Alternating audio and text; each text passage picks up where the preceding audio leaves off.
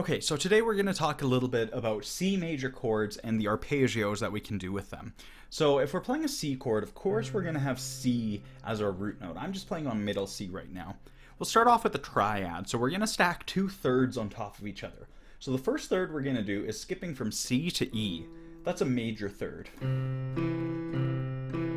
Okay? That's our first thing. Now we need to add a third on top of this too. So from E to G, that's going to be a minor third. We can hear how they have different qualities, the major and the minor. And if you put them all together, that is our C major triad, C, E, and G. Now arpeggios are just that chord, but it's broken up. So we could go like this, or we could do it backwards. We could start in the middle. There's lots of different things that we can do here. But we can also extend the chord by using what's called inversions. So as you see, we have C on the bottom, E in the middle, and G on top. An inversion is just when we take either the bottom note or the top note and we move it. So if I take this C and I put it on top, I'm playing what's called the first inversion. I still have all the notes in C major. I just took the C from the bottom and put it on top. Maybe my left hand will still play that bass note for me. So I have kind of a full chord. So right now, you can't see it, but on the left hand, I've got a C here and another C way down below. My highest note is a C, and I'm playing right here that triad. So this is a very strong position. And you can also do another inversion, the second inversion, by taking this E and putting it on top. So we've got G on the bottom, C in the middle, and E on top. Now what's a lot of fun is doing arpeggios with the different inversions. I showed you a couple that we could do with our root position, but if we invert it,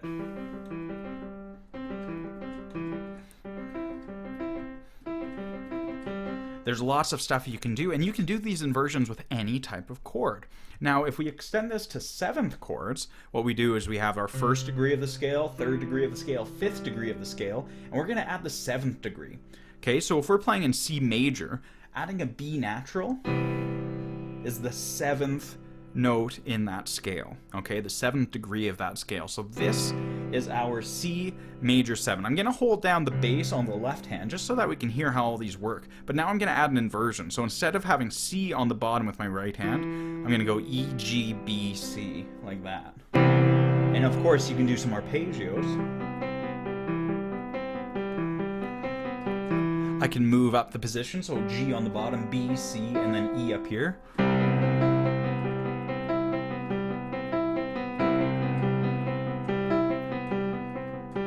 And there's lots of exciting melodies we can do there too. If you continue your study with the seventh chords, you can begin to understand what a dominant seventh is or a minor seventh, and you can start to play around with other really exciting composition ideas. So I hope this gives you some ideas.